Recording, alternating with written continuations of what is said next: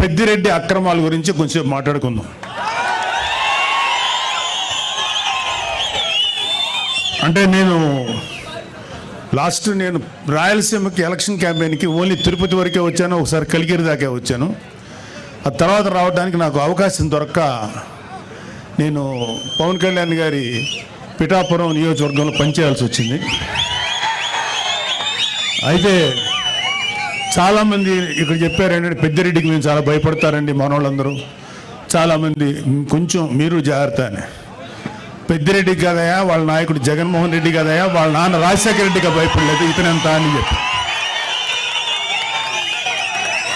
న్యాయంగా ధర్మంగా ముందుకెళ్ళేటువంటి గొప్ప నాయకుడు పవన్ కళ్యాణ్ గారి నాయకత్వంలో పనిచేస్తున్న మాకు అలాంటి నాయకుడి నాయకత్వంలో ప్రయాణించే మాకు పెద్దిరెడ్డి కాదు కదా, ఏ సుబ్బారెడ్డి పిచ్చిరెడ్డి కూడా మాకేమో లెక్కలేదు, డోంట్ కేర్. సో ముందు పెద్దిరెడ్డి అక్రమాల గురించి ఇక్కడంతా స్టేజ్ మీద ఉన్న చాలామంది ఉన్నారు మా జన సైనికులు, వీర మహిళలందరూ. అలాగే ఇక్కడున్న ఏ రాయి రప్ప చెట్టు పుట్టం కదిలించినా సరే ఈ పెద్దిరెడ్డి అక్రమాలు ఎన్ని దారుణాలు చేశారు ప్రతి ఒక్కళ్ళు చెప్తారు. లాస్ట్ టైం వచ్చినప్పుడు కూడా చెప్పారు, అయినా ఒకసారి మీకు గుర్తు చేయదు, అన్నీ ఉన్నాయి, అన్ని లిస్ట్ ఉన్నాయి.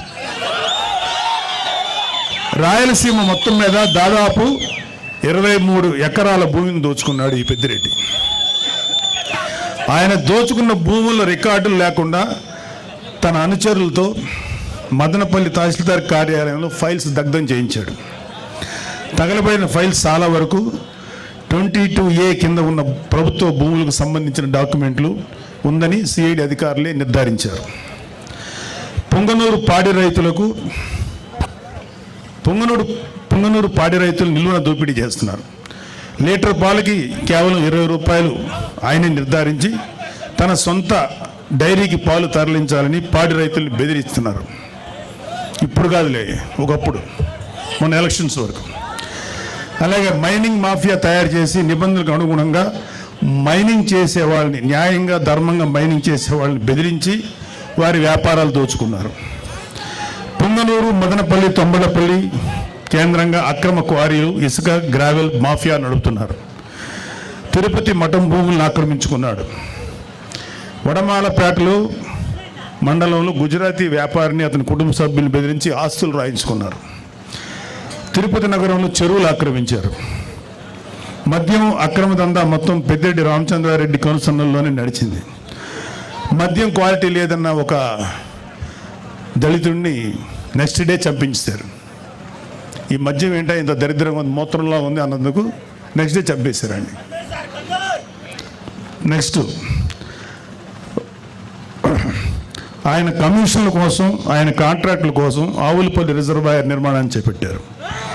దీనివల్ల 100 కోట్లు నేషనల్ గ్రీన్ ట్రిబ్యునల్కి పెనాల్టీ చెల్లించారు. పొంగనూరు నియోజకవర్గం పులిచెర్ల మండలం మంగళంపేటలో విలాసవంతమైన భవనం కోసం 70 ఎకరాల పైగా ఆక్రమించుకున్నారు. అటవీ శాఖ భూములు ఆక్రమించి మార్కెట్ యార్డ్ నిధులతో రోడ్లు వేసుకున్నాడు.